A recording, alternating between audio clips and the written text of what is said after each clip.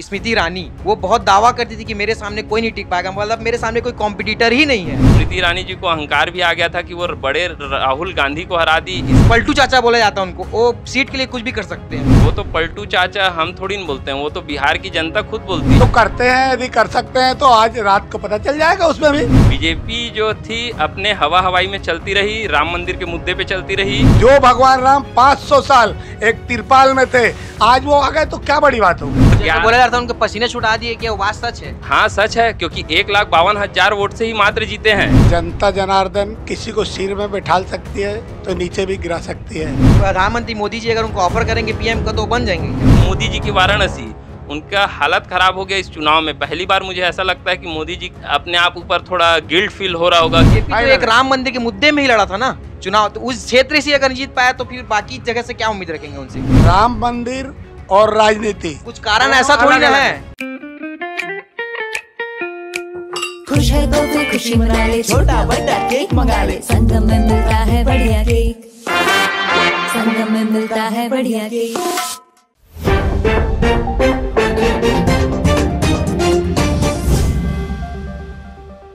नमस्कार, मैं अमन और आप देख रहे हैं तीरंदाज। इस वक्त हम बिलासपुर शहर में हैं और हमारे पास दो पार्टी के लोग बैठे हुए हैं, एक कांग्रेस के और एक बीजेपी के। आइए हम पहले बीजेपी वाले से बात करते हैं और जानते हैं उनके जो जीत की रणनीति 400 पार की, वो 400 पार तो नहीं हो पाया, उनसे जानते हैं क्यों नहीं हो पाया। सर, जो बीजेपी का नारा था 400 पार का, वो 400 पार क्या 300 पार नहीं कर पाई, तो उसके बारे में आप क्या कहना चाहते हैं? जो नरेंद्र मोदी जो नारा दिए थे 400 पार का, वो नहीं हो पाया, उसके बारे में क्या बोलेंगे आप? अपनी अपनी पार्टी का अपना अपना भरोसा होता है जनता के ऊपर, और जनता जनार्दन का जो भी मत होता है वो हमारे लिए सिर आँखों पर है। यदि जनता चाहती है 400 ना हो कोई बात नहीं, उसके बाद भी हम सब मिल के भारतीय जनता पार्टी की सरकार बनाएंगे और नरेंद्र मोदी जी फिर से तीसरी बार प्रधानमंत्री बनेंगे। जैसे कि बड़े बड़े चेहरे जैसे बोलते हैं, एक बड़ी चेहरा है आपके वो स्मृति ईरानी, वो बहुत दावा करती थी कि मेरे सामने कोई नहीं टिक पाएगा, मतलब मेरे सामने कोई कॉम्पिटिटर ही नहीं है, वो हार चुकी है चुनाव, तो उसके बारे में आप क्या कहना चाहते हैं? पहली बात तो कभी स्मृति ईरानी जी ने आज तक कभी नहीं बोला कि मेरे सामने कोई नहीं टिक पाएगा। उसका पूरा वीडियो वायरल हुआ है, उनका पूरा सबूत है, आप भी देख सकते हैं, हर न्यूज़ में बोली है। वो वीडियो वायरल नहीं हुआ, वो रिमेक्स था, उसका बनाया हुआ था। इसलिए बात यहाँ पर ये आती है, कोई भी एक छोटा नेता हो बड़ा नेता हो, अपने लिए वो बोलता है कि मैं जीतूंगा। स्मृति ईरानी जी भी यही शब्द बोली थी कि मैं जीतूंगी। जनता वहाँ नहीं जीता है, कोई बात नहीं, आज नहीं कल जीतेंगे और वहाँ भाजपा को फिर से वोट मिलेगा और हम लोग जीत के रहेंगे। जैसे कांग्रेस वाले बोल रहे हैं कि जो नीतीश कुमार जी हैं, अगर वो पलटते हैं तो उनकी सरकार गिर सकती है, तो उसके बारे में आपका क्या कहना है?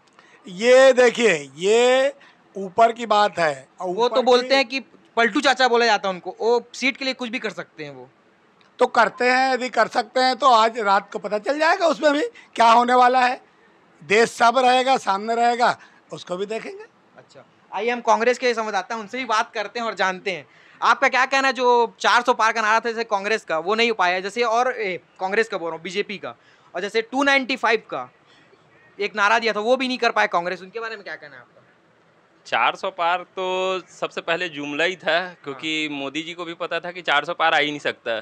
इसलिए नहीं आ सकता क्योंकि साउथ में इनकी जो सीटें थी वो बेहद कम थी। हालांकि कांग्रेस का ये नारा बाद में चला कि साउथ में साफ और नॉर्थ में हाफ।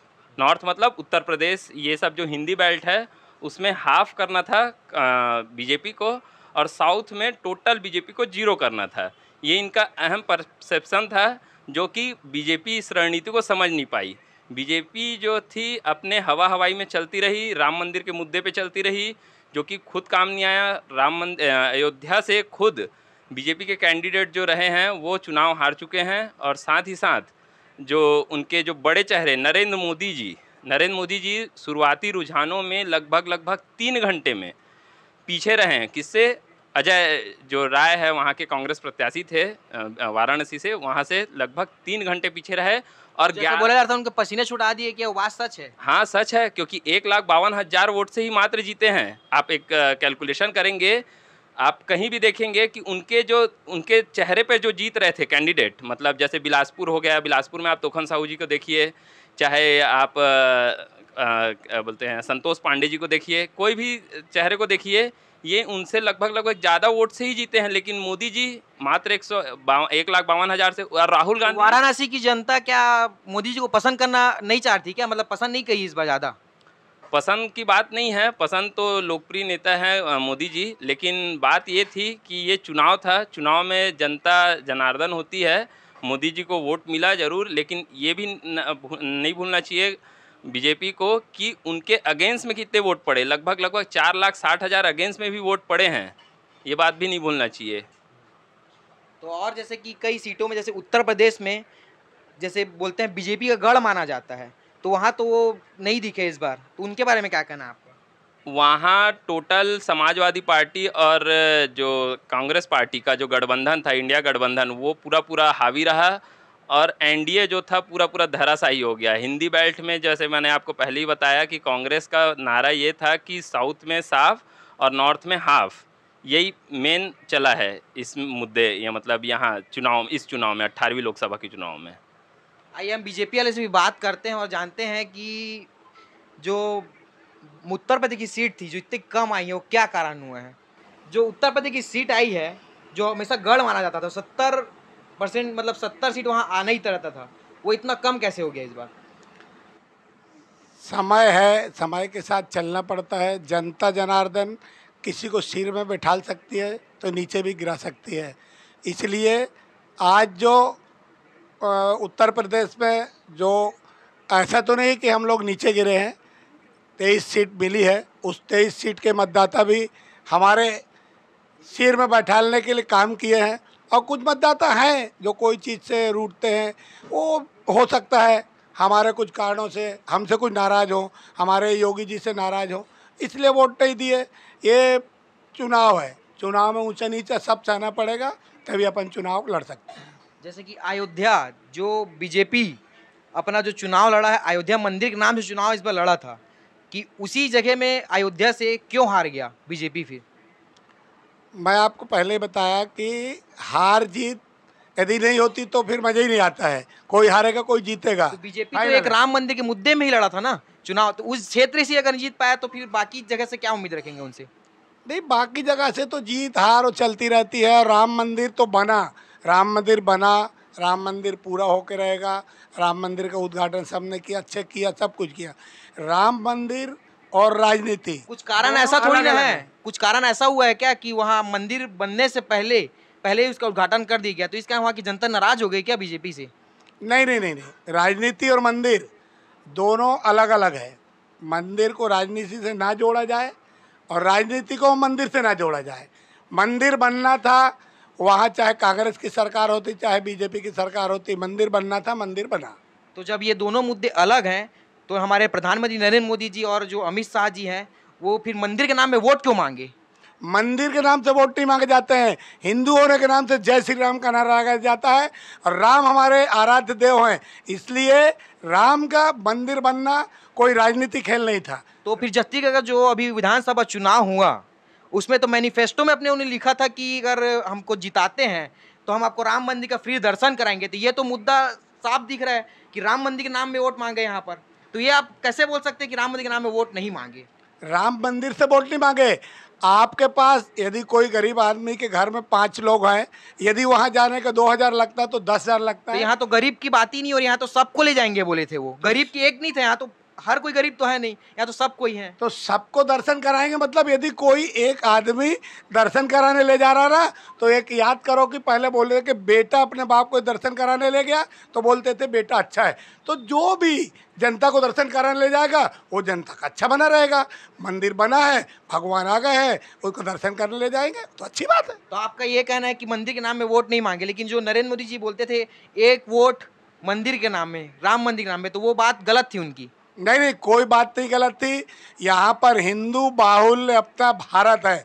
तो और अभी तो आपने बोला ना कि मंदिर के नाम में वोट नहीं मांगे, तो वो कैसे मांगे फिर? वो नहीं, वो मंदिर के नाम से वोट नहीं मांगे, वोट इसलिए दिया जाता कि उनका तो हम बयान हिंदू है, हैं। उनका तो बयान है क्या? हिंदू हैं और राम को लाना है और मंदिर को बनाना है। जो भगवान राम 500 साल एक तिरपाल में थे, आज वो आ गए तो क्या बड़ी बात हो गई?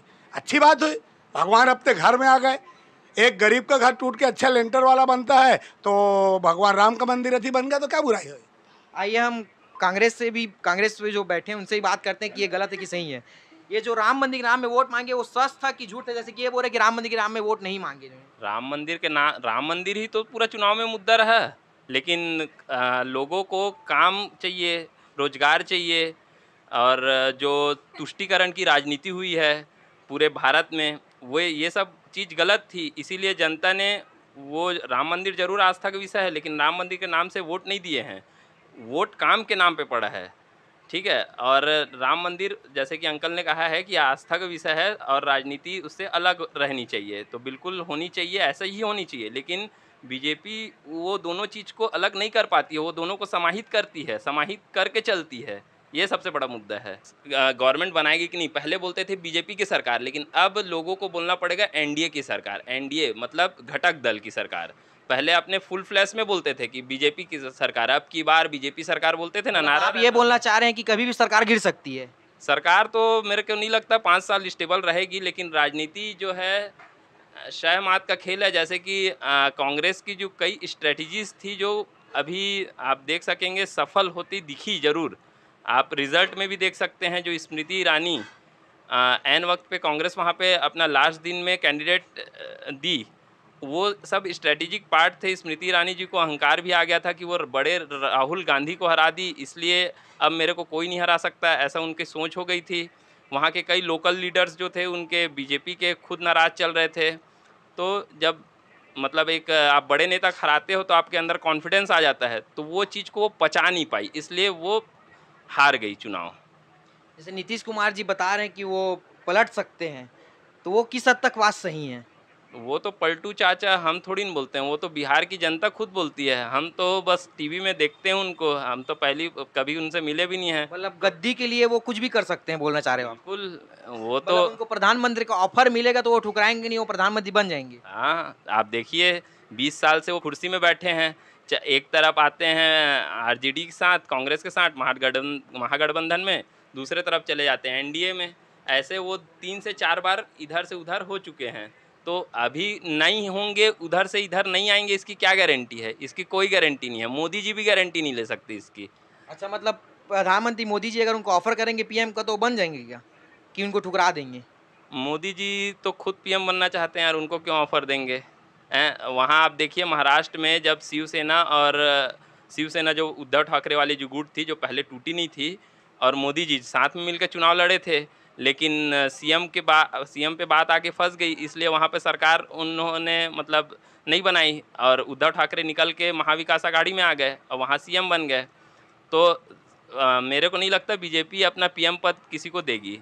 राहुल गांधी जी दोनों सीट वायनाड से और आपका रायबरेली से, रायबरेली से लगभग 3,90,000 वोट से जीते हैं, और वायनाड से लगभग 3,60,000 या 65,000 कुछ वोट से जीते हैं। एग्जैक्ट फिगर में जो है याद नहीं आ रहा है।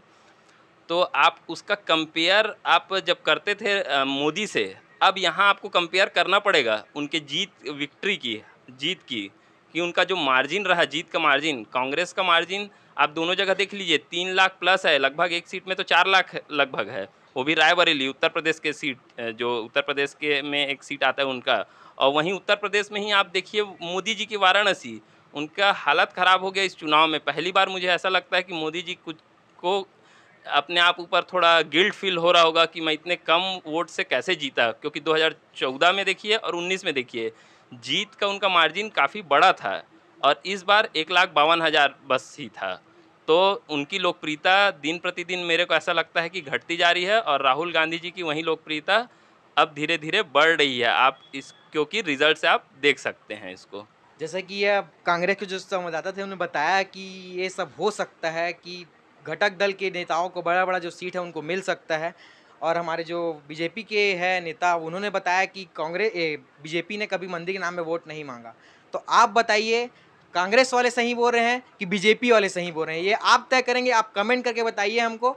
कि ये दोनों में से कौन सही है और कौन गलत है। स्पर्श मल्टी स्पेशलिटी हॉस्पिटल आधुनिक एवं श्रेष्ठ किडनी विभाग फुल टाइम विशेषज्ञों की देखरेख में दे रहा है डायलिसिस की सुरक्षित और बेहतरीन सुविधा, साथ ही न्यूनतम दर पर हेल्थ पैकेज की सुविधा भी। स्पर्श मल्टी स्पेशलिटी हॉस्पिटल, एक एहसास अपनेपन का। तीरंदाज।